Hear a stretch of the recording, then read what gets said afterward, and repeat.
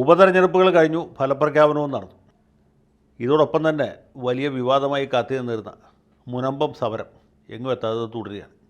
മുനമ്പത്തെ പാവപ്പെട്ട മത്സ്യത്തൊഴിലാളികളടക്കമുള്ള സ്ഥലത്തിൻ്റെ ഉടമസ്ഥന്മാർ അവരുടെ നിരാഹാര സത്യാഗ്രഹവുമായിട്ട് മുന്നോട്ട് പോയിക്കൊണ്ടിരിക്കുകയാണ്.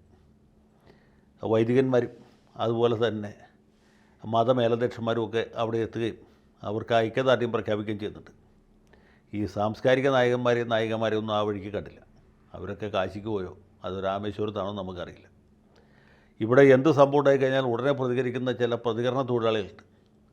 ഏത് സമരം വരുമ്പോഴും അതിന് മുമ്പിൽ കയറി ഇന്ന് നേതാക്കന്മാരാവാൻ ശ്രമിക്കുന്ന ആളുകളുണ്ട്. ഈ വിഭാഗക്കാരെയും അങ്ങോട്ട് കണ്ടില്ല. അപ്പോൾ സമരരംഗത്ത് ആകെ ഉള്ളത് ലത്തീൻ കത്തോലിക്ക സഭയും പിന്നെ അവർക്ക് പിന്തുണയായിട്ട് സീറോ മലബാറും SNDP യോഗവും ആണ് പ്രധാനമായിട്ടുള്ളത്. കഴിഞ്ഞ ദിവസം യോഗക്ഷേമ സഭയുടെ മുൻ പ്രസിഡന്റ് അക്കീരമൺ കാളിദാസ ഭട്ടതിരി അവിടെ ഒന്ന് പ്രസംഗിക്കുന്നത് കണ്ടു. നായർ സർവീസ് സൊസൈറ്റിയും മറ്റ് ജാതി സംഘടനകളൊന്നും ഇതുവരെ എത്തിയിട്ടില്ല. അവർ വരുമെന്നാണ് പ്രതീക്ഷിക്കുന്നത്. ഏതായാലും ഇതുവരെ എത്തിയിട്ടില്ല. മറുഭാഗത്ത് പോപ്പുലർ ഫ്രണ്ടുകാരും ഇന്ത്യൻ നാഷണൽ ലീഗുകാരും കാന്തപുരം സമസ്തയും EK സമസ്തയിലെ പിണറായി ഗ്രൂപ്പും ശക്തമായിട്ട് വഖഫ് സ്വത്തുക്കൾ തിരിച്ചു പിടിക്കണം, മുനമ്പത്തേത് വഖഫ് സ്വത്താണ്, അത് കൈമാറ്റം ചെയ്യാൻ പാടില്ലാത്തതാണ്, അത് കൈമാറ്റം ചെയ്തത് തെറ്റാണ് എന്ന് ആവർത്തിച്ച് പറഞ്ഞുകൊണ്ടിരിക്കുകയാണ്. സർക്കാരാണെങ്കിൽ ഇതുവരെ ഇങ്ങനെ പാമ്പ് ഇര വിഴുങ്ങിയ പോലെ മിണ്ടാതിരിക്കുകയാണ്. ഇപ്പോൾ അവസാനം സർക്കാർ ഒരു തീരുമാനത്തിലേക്ക് എത്തി. അതെന്ന് വെച്ചാൽ തൽക്കാലം ആരെ അവിടെ നിന്ന് കുടിയിറക്കി വിടേണ്ടതില്ല. പകരം ഈ വിഷയം പഠിക്കാനായിട്ട് ഇവർ പഠിച്ചാൽ ശരിയാവില്ല. ഇവരൊക്കെ പാമരന്മാരാണ്, പഠിച്ചാലും തലയിൽ കയറില്ല. നിയമമന്ത്രി രാജീവാണ്, റവന്യൂ മന്ത്രി രാജനാണ്, അതുപോലെ വഖഫ് മന്ത്രി അബ്ദുറഹ്മാനാണ്. ഇവരൊന്നും പഠിച്ചാൽ പോരാ. അതുകൊണ്ട് ഒരു എക്സ്പെർട്ടായിട്ടുള്ള ഒരാളെ പഠിക്കാൻ ഏൽപ്പിക്കുകയാണ്. അത് ഹൈക്കോടതിയിൽ നിന്ന് റിട്ടയർ ചെയ്ത ജസ്റ്റിസ് രാമേന്ദ്രൻ നായരാണ്. രാമേന്ദ്രൻ നായർ പണ്ടേ പ്രസിദ്ധനാണ്. അത് ഹൈക്കോടതി ജഡ്ജിയായിരിക്കുന്ന സമയത്താണ് പാതയോരത്ത് പൊതുയോഗം നിരോധിച്ചത്. അന്ന് ഈ ഇടതുപക്ഷക്കാർ അദ്ദേഹത്തെ പറയാത്ത ഒരു തെറിയുമില്ല. ഇദ്ദേഹത്തെക്കുറിച്ചാണ് ഈ ഹൈക്കോടതി ജഡ്ജിമാരായ ശുംഭന്മാർ എന്ന് നമ്മുടെ ഇപ്പോഴത്തെ CPMൻ്റെ കണ്ണൂർ ജില്ലാ സെക്രട്ടറി സഖാവ് MV ജയരാജൻ പ്രസംഗിച്ച്. അതിൻ്റെ പേരിൽ ജയരാജൻ സഖാവിൻ്റെ പേരിൽ കോടതിയലക്ഷ്യ നടപടി ഉണ്ടായി. വലിയ വിവാദമായ സംഭവമാണ്. ആ ഇടയ്ക്ക് ഒരു ദിവസം MN സ്മാരകത്തിൽ ചെന്നപ്പോൾ സഖാവ് വെളിയം ഭാർഗവൻ എന്നോട് ചോദിച്ചു, യവൻ ആരാ ഈ രാമേന്ദ്രൻ നായർ? പുള്ളിയുടെ ഒരു സാധാരണ രീതിയാണ്. ഞാൻ വളരെ വിനയത്തോടെ പറഞ്ഞു, ആൾ ശുദ്ധനാണ്, ഉപദ്രവകാരിയൊന്നുമല്ല. പിന്നെ എന്താ ഇങ്ങനെ ഒരു വിധി പാസ്സാക്കിയത്? എന്താ അതിൻ്റെ ഉദ്ദേശം? അപ്പോൾ ഞാൻ പറഞ്ഞു, ഈ പുള്ളിക്ക് പെട്ടെന്ന് മനസ്സിലാവാനുള്ള എളുപ്പത്തിന് വേണ്ടി ഞാൻ പറഞ്ഞു, മാർക്സിസ്റ്റ് പാർട്ടിയിൽ നമ്മുടെ G സുധാകരനുണ്ടല്ലോ. ആശാൻ ചോദിച്ചു, ഉവ്വ്, ഈ ജുഡീഷ്യറിയിലെ ഒരു G സുധാകരനാണ് ഇദ്ദേഹം. അപ്പോൾ ആശാൻ ഒരു മിനിറ്റ് ആലോചിച്ചു. പിന്നെ പുള്ളി പൊട്ടിച്ചിരിച്ചു. പുള്ളിക്ക് കാര്യം മനസ്സിലായി. ആരാണ് CN രാമേന്ദ്രൻ നായർ എന്നുള്ളത്? മാർക്സിസ്റ്റ് പാർട്ടിയിൽ G സുധാകരനുള്ള ഒരു സ്ഥാനമാണ് ഈ നമ്മുടെ നീതിന്യായ സംവിധാനത്തിൽ CN രാമേന്ദ്രൻ നായർക്കുള്ളത്. അപ്പോൾ ആശാന് കാര്യം മനസ്സിലായി, ആശാന് മനസ്സിലായെന്ന് എനിക്കും മനസ്സിലായി.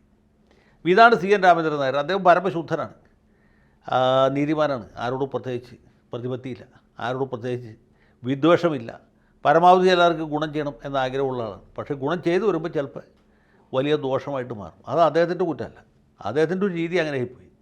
UDF ഭരിക്കുമ്പോഴും അദ്ദേഹം ഇതുപോലെ തന്നെയായിരുന്നു, LDF ഭരിക്കുമ്പോഴും ഇങ്ങനെ തന്നെയാണ്. അത് മനസ്സിലാക്കാൻ കഴിയാതെ പോയതുകൊണ്ടാണ് നമ്മുടെ MV ജയരാജൻ ഇദ്ദേഹത്തെ ശുംഭൻ എന്ന് വിളിച്ചത്. പക്ഷേ ഇതുപോലെ പ്രധാനപ്പെട്ടൊരു വിഷയത്തിൽ അന്വേഷണം നടത്താനായിട്ട് ഇദ്ദേഹത്തെ ഏൽപ്പിച്ചാൽ അതിൻ്റെ റിസൾട്ട് എന്തായിരിക്കും എന്നുള്ള കാര്യത്തിൽ സത്യത്തിൽ എനിക്ക് വലിയ സംശയവും ഭയവുമുണ്ട്. അദ്ദേഹത്തെ വഖഫ് ബോർഡുകാർ സ്വാധീനിക്കുമോ അല്ലെങ്കിൽ ലത്തീൻ കത്തോലിക്കർ സ്വാധീനിക്കുമോ എന്നുള്ളതല്ല. ഇതുപോലെ ഒരു വിഷയം വരുമ്പോൾ അത് സമഗ്രമായിട്ട് ഉൾക്കൊള്ളാനും അതിനനുസരിച്ച് നിഷ്പക്ഷമായി നീതിയുക്തമായ ഒരു വിധി പ്രസ്താവം നടത്താനും അല്ലെങ്കിൽ ഒരു റിപ്പോർട്ട് കൊടുക്കാനും അദ്ദേഹത്തിന് കഴിയുമോ എന്ന കാര്യത്തിൽ മത്സ്യത്തൊഴിലാളികൾക്കുള്ള വേവലാതിയേക്കാൾ കൂടുതൽ എനിക്കുണ്ട്. അദ്ദേഹമായിട്ട് വളരെ അടുത്ത് പരിചയമുള്ളതുകൊണ്ട് പറയാം. അപ്പോൾ ഏതായാലും ഇങ്ങനൊരു ജുഡീഷ്യൽ അന്വേഷണം കൊണ്ട് വേറെ എന്ത് വിശേഷമുള്ളതെന്ന് ചോദിച്ചാൽ അതും വളരെ സംശയാസ്പദമാണ്. ഇനിയിപ്പോൾ CN രാമേന്ദ്രൻ നായർ വളരെ വിശ്വസ്തരമായ റിപ്പോർട്ട് എഴുതി സർക്കാരിന് സബ്മിറ്റ് ചെയ്തു എന്ന് വിചാരിക്കാം. പണ്ട് ഇടമലയാർ കേസിൽ ജസ്റ്റിസ് സുകുമാരൻ കൊടുത്ത പോലെ, അല്ലെങ്കിൽ പ്രസിഡന്റ് കെന്നഡിയുടെ മരണത്തെക്കുറിച്ച് അന്വേഷിച്ച് അമേരിക്കയിലെ ചീഫ് ജസ്റ്റിസായിരുന്ന ഏൾ വാറൻ കൊടുത്ത റിപ്പോർട്ട് പോലെ. അങ്ങനെ പല റിപ്പോർട്ടുകളുണ്ട്. ഇതുപോലെ ഏതെങ്കിലും റിപ്പോർട്ട് ഇതേ എഴുതി കൊടുത്താൽ തന്നെ ആ റിപ്പോർട്ടിന് എന്ത് വിലയുള്ളത്? ആ റിപ്പോർട്ട് സർക്കാരിൻ്റെ സൗകര്യം ഉണ്ടെങ്കിൽ സ്വീകരിക്കാം, അല്ലെങ്കിൽ തള്ളിക്കളയാം. ഇദ്ദേഹത്തിന് 3 മാസം സമയമാണ് കൊടുത്തിട്ടുള്ള അന്വേഷിച്ച് കണ്ടുപിടിച്ച് റിപ്പോർട്ട് കൊടുക്കാനായിട്ട്. 3 മാസത്തിനകത്തൊന്നും അന്വേഷണം തീരില്ല എന്നുള്ള ലോകപ്രസിദ്ധമാണ്. ഈ സർക്കാരിൻ്റെ കാലാവധി കഴിഞ്ഞാലും ഇതിൻ്റെ അന്വേഷണം പൂർത്തിയാകുകയില്ല, ഒരു കാരണവശാലും തീരുകയില്ല എന്നുള്ളതുകൊണ്ട് ഇതിൻ്റെ ഉത്തരവാദിത്വത്തിൽ നിന്ന് സർക്കാർ തല ഊരാനുള്ളൊരു ശ്രമമാണ് ഇവിടെ നടത്തിക്കൊണ്ടിരിക്കുന്നത്. ഇനി വരുന്ന സർക്കാർ എന്തെങ്കിലും ചെയ്തോട്ടെ, നമ്മളായിട്ട് ഇതിൽ ഇടപെട്ട് മോശപ്പെടാൻ തീരുമാനിച്ചിട്ടില്ല എന്ന ഒരു തീരുമാനമാണ് സത്യത്തിൽ ഇപ്പോഴത്തെ ഈ അന്വേഷണ കമ്മീഷൻ്റെ നിയമനത്തിലൂടെ സർക്കാർ പ്രഖ്യാപിച്ചിട്ടുള്ളത്. അപ്പോൾ സർക്കാർ പ്രശ്നം തീർക്കാൻ ഒരു കാരണവശാലും തയ്യാറല്ല. മത്സ്യത്തൊഴിലാളികൾ വളരെ പ്രകോപിതരാണ്. അവർ കഴിഞ്ഞ ദിവസം മുനമ്പത്ത് പന്തംകൊളുത്തി പ്രകടനം നടത്തുന്നതിൻ്റെ ചിത്രങ്ങൾ കാണാനിടയായി. അപ്പോൾ ഇവരുടെ വേവലാതി ഒരു ഭാഗത്ത് നിൽക്കുന്നു, നേരെ മറിച്ച് നഷ്ടപ്പെട്ടു പോയ വഖഫ് സ്വത്തുക്കൾ വീണ്ടെടുക്കാനുള്ള വ്യഗ്രത മറുഭാഗത്ത് നിൽക്കുന്നു. സർക്കാരിൻ്റെ അനങ്ങാപ്പാറ നയം ഒരു ഭാഗത്ത് നിൽക്കുന്നു. മുനമ്പത്ത് ഇനി എന്ത് സംഭവിക്കും എന്ന് പറയാൻ ഞാൻ ആളല്ല.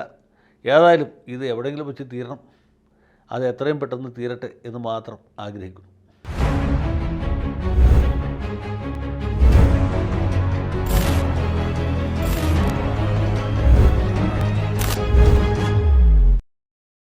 കൂടുതൽ വാർത്തകളും വിശേഷങ്ങളും നിങ്ങളിലേക്ക് എത്താൻ ABC മലയാളം സബ്സ്ക്രൈബ് ചെയ്യുക, ബെൽ ബട്ടണും അമർത്തുക.